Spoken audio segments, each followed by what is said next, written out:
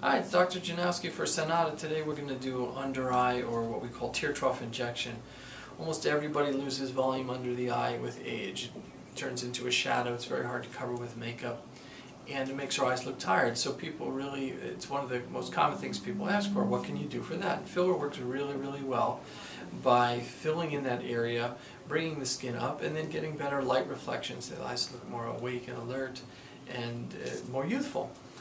So the technique that I use really involves minimal sensation on the part of the patient, and also really minimize the bruising. Typically this area has a lot of blood vessels, so if we just use a needle, we're going to have almost guaranteed bruising.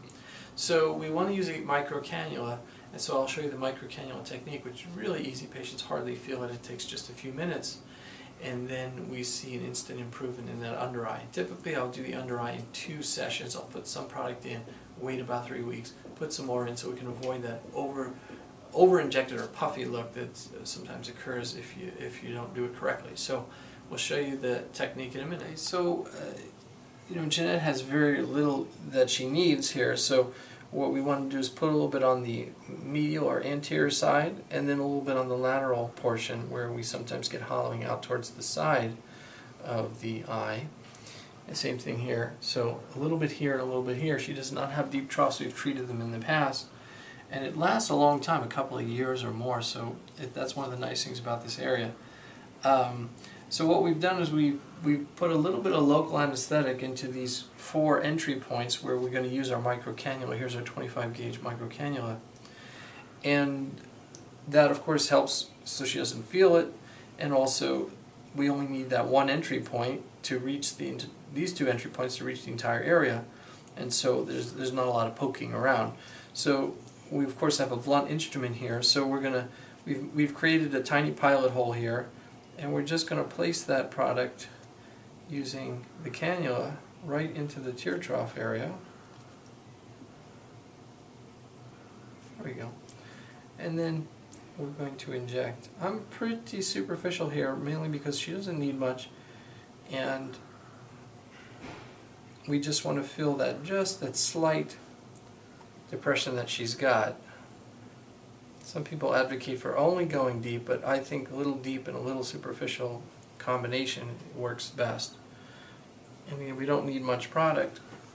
I only put a drop in there. I'm going to put another one here, right under that. So here we go.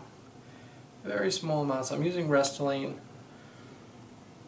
and I like to blend the Restylane 1-to-1 with saline because it prehydrates the product for me and it's easier to push. So we're going to go here, and again we're going to come from the lateral canthus and go this way. It's very small amounts here, and this really minimizes bruising risk because we're using a blunt instrument here. Jeanette is very prone to bruising, so we want to be really gentle.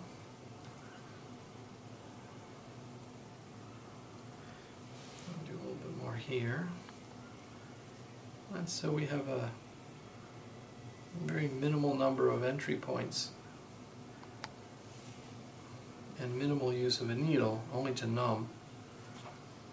And so the product goes in nice and easy. We can compress it a little bit.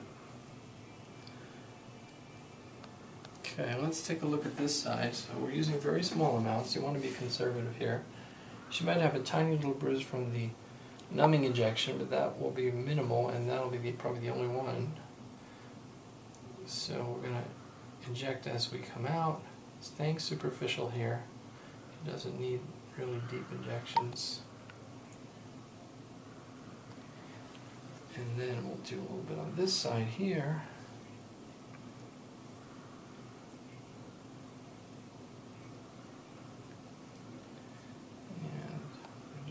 Small ribbons of product in there.